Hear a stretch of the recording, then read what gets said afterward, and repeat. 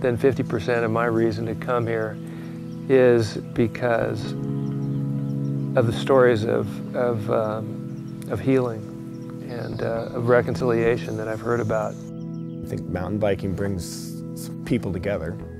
It gives a reason, it's a platform by which to communicate and get to know one another. If we were able to show common, average individuals and reputable people like Tom Ritchie in the bike industry and so forth, biking or doing whatever in Rwanda and get it on film and document it, it's an incredible platform by which to tell the Rwandan story. Rwanda's biggest struggle is the fact that people think it's untouchable. I think it's dangerous. And it's a complete misnomer. It's one of the safest countries in Africa. It's so different than anything I've ever experienced in a culture, in a people.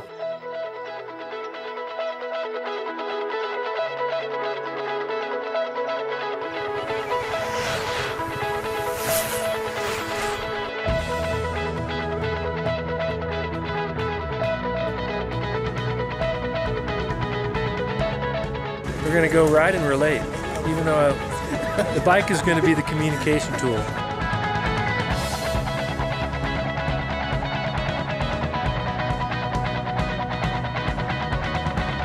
You come over here and you think, what are you going to experience? What are you going to see in cycling? It's like being in a stage in the Tour de France, just about everywhere you go.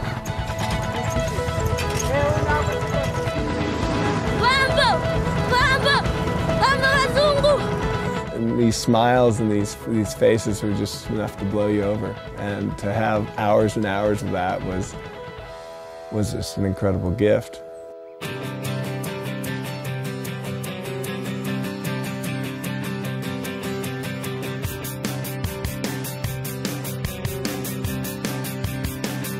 If someone brings something new to me, I always research it for myself. And it was fascinating to find out how small Rwanda is. 140 miles wide, size of Maryland, 8 million people. And I found out they call it the land of 1,000 hills.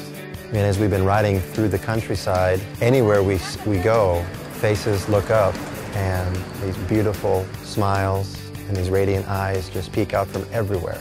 So we're seeing what their culture is all about.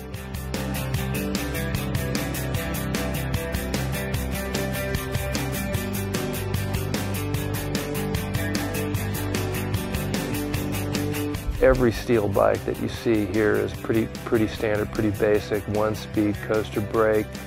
It's been repaired over and over and over. When you can't afford a bike, you make a bike. And this is fascinating. They make a wood bike. I've never seen this.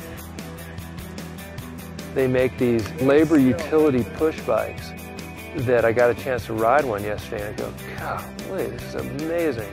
They push it uphill.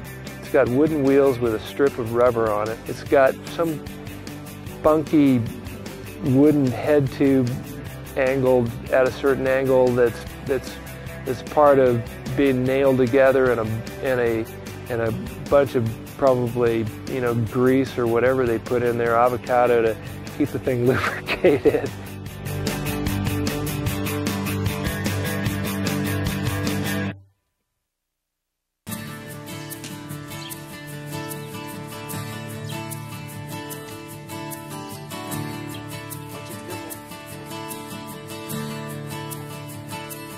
We showed up at this stadium and everyone attacked us and grabbed our bikes and started riding it.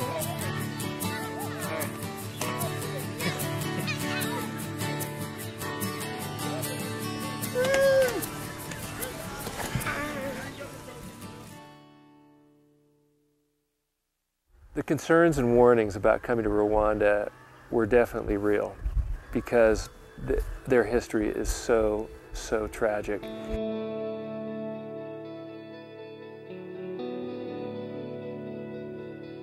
This is the one of many sites where the church was used in a way that is beyond imagination to bring people in as a cloak of safety and to murder them. The bodies inside are still on the floor.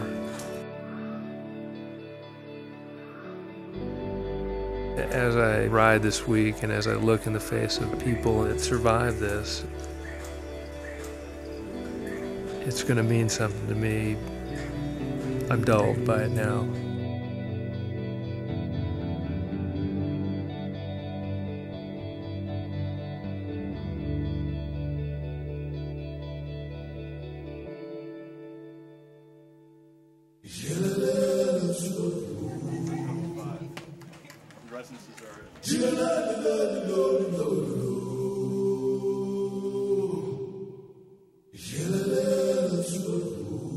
We just visited the regional hospital clinic.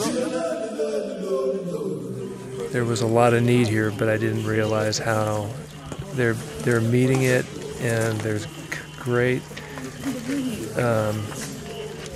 competency in the people that you meet.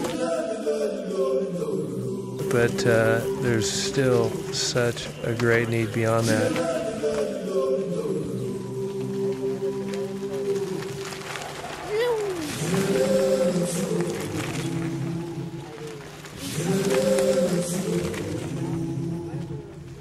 Regardless of any trip like this,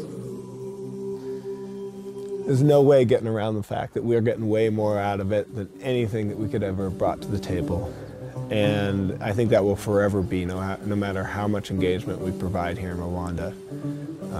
That's kind of the neat duality in giving, is that the giver actually typically gets more than the receiver. And I think you learn that at a deeper level when you're here in Rwanda. This is a place that requires a lot of connections, a lot of understanding of the culture, a lot of, you can't take anything for granted, and hardly anything went wrong to this point. So, yeah, we still have a helicopter ride. Yeah. So.